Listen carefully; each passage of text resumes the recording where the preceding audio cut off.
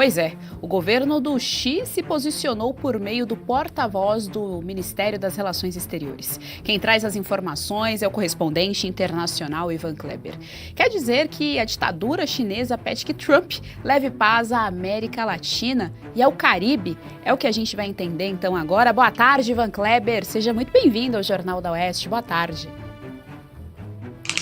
Boa tarde, Geisiane, e como sempre uma saudação especial à enorme audiência aqui do Jornal da Oeste. Muito obrigado a todos. Aparentemente, sim, a China quer que os Estados Unidos leve paz para o Oriente Médio, para a América do Sul, mas aparentemente o governo Trump não ouviu o recado chinês. Nós temos uma notícia de agora a pouco muito importante que nos dá um quadro da atual situação. A Embaixada dos Estados Unidos na Venezuela emitiu um comunicado importante, eu vou ler ele aqui, de não viajar. O governo dos Estados Unidos adverte qualquer cidadão do país ou que tenha qualquer tipo de residência nos Estados Unidos que não viaje ou permaneça na Venezuela devido aos graves riscos de detenção ilegal, riscos de tortura durante a detenção, terrorismo, sequestro, práticas policiais injustas, crimes violentos e principalmente distúrbios civis.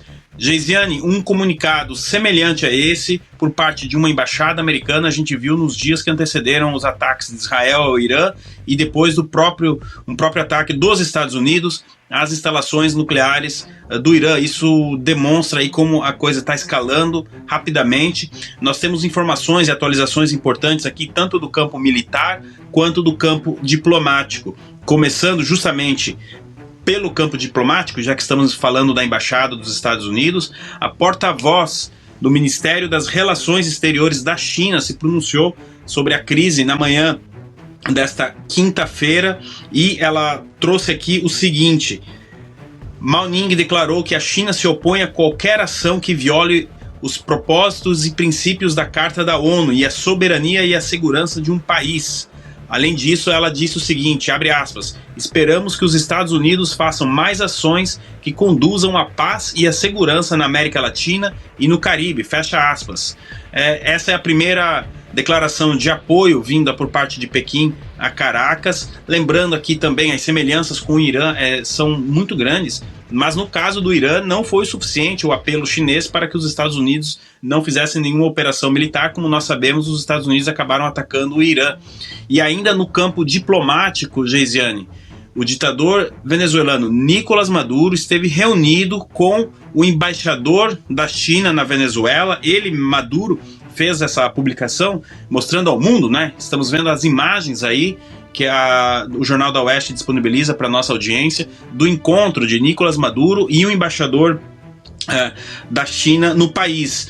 E ele ainda disse o seguinte, Nicolás Maduro publicou depois da reunião, abre aspas, a China é sem dúvida o país que lidera o mundo com o conceito de desenvolvimento humano, mas nós podemos antecipar, Geisiane, que dificilmente a conversa foi sobre desenvolvimento humano e sim Nicolás Maduro deve ter ido pedir algum apoio diplomático mais contundente por parte da China em relação a toda a questão militar envolvendo os Estados Unidos.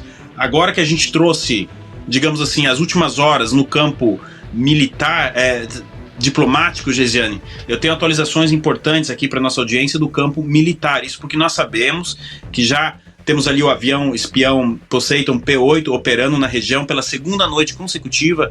Ele ficou voando ali em círculos, né, próximo ao território da Venezuela, a presença de um submarino e de 3 navios.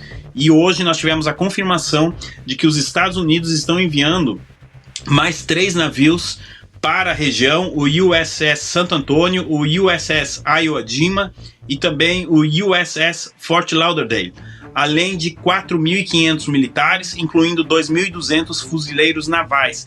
Essa força deve chegar na região no próximo domingo, Geisiane. No próximo domingo, Geisiane. Totalizando aí 6 navios de guerra a partir de domingo na região, além desse avião que eu comentei e de um submarino e desses fuzileiros navais.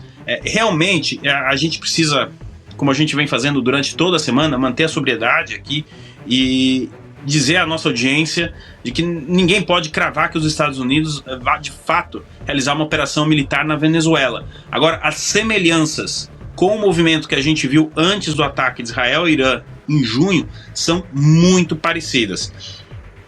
Quando se trata de uma demonstração de força por parte dos Estados Unidos, a gente consegue perceber isso, mas aqui está indo além.